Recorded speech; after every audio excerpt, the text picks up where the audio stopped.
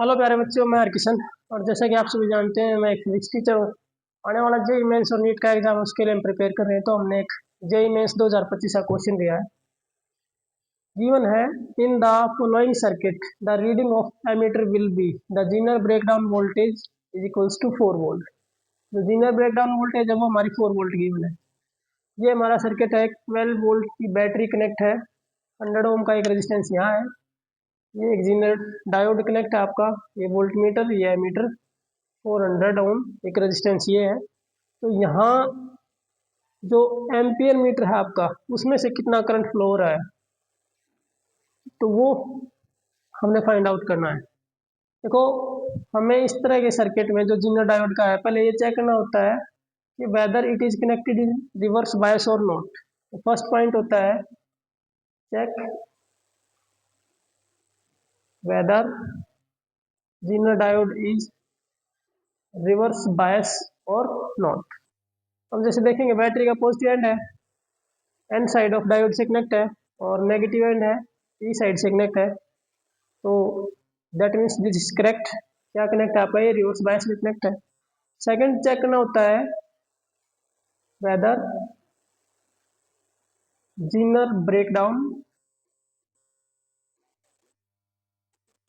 Is happening और नॉट। Zener breakdown हो रहा है कि नहीं हो रहा है। तो इसकी वोल्टेज है 4 वोल्ट। तो अगर इस पॉइंट पे आपकी वोल्टेज 4 वोल्ट से ज़्यादा अप्लाई हो रही है तो जीनर ब्रेकडाउन होगा। तो उस वोल्टेज को हम नाम देते हैं वी आई, जो इसके ऊपर अप्लाई हो रही है। तो उसके लिए हमें चेक करना है। तो पहले हम मान के चलते हैं कि ब्रेक डाउन हो रहा है, उससे पहले हम ये मान के चलते हैं कि भूल जाओ कि यहाँ कनेक्ट है जीनर, जीनर डायोड कनेक्ट ही नहीं है। तो जो करंट इन द सर्किट है वो कितना होगा, वो होगा वोल्टेज बाई रेजिस्टेंस।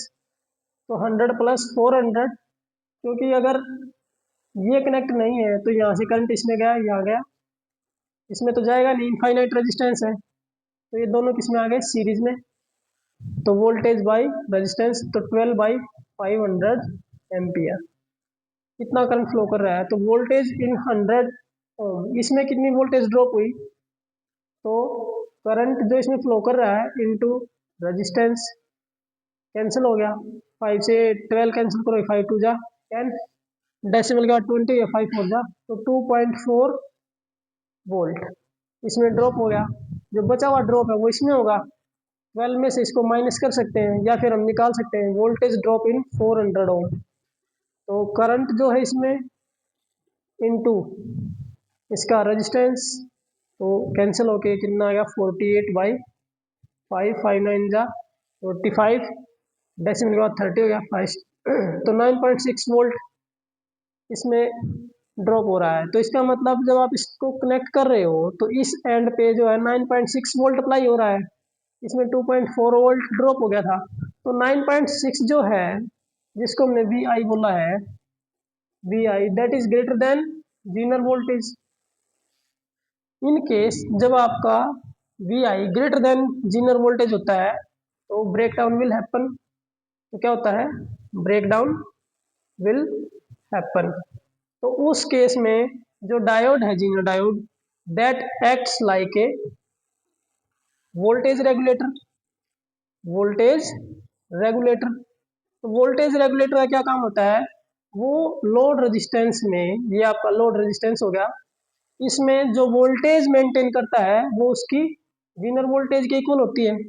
तो जो आपकी यहाँ पर जो वोल्टेज होगी इसमें, वो जीनर वोल्टेज के बराबर होगी, उसको हम नाम दे देते हैं V1, दैट इज 4 वोल्ट।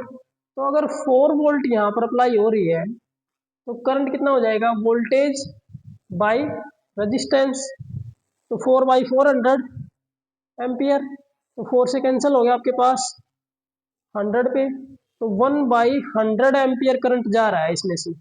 पर सभी आंसर किस में गिवन है, मिली एम्पियर में। तो एम्पियर से मिली एम्पियर में कन्वर्ट करना है तो 1000 से मल्टीप्लाई कर दो, तो ये कैंसिल हो गया 10 पर, तो 10 मिली एम्पियर। ये आपका सर्किट में से जो एम्पियर मीटर का रीडिंग होगा वो होगा 10 मिली एम्पियर। ऑप्शन सी हमारा करेक्ट रहेगा। Thank you, have a nice day.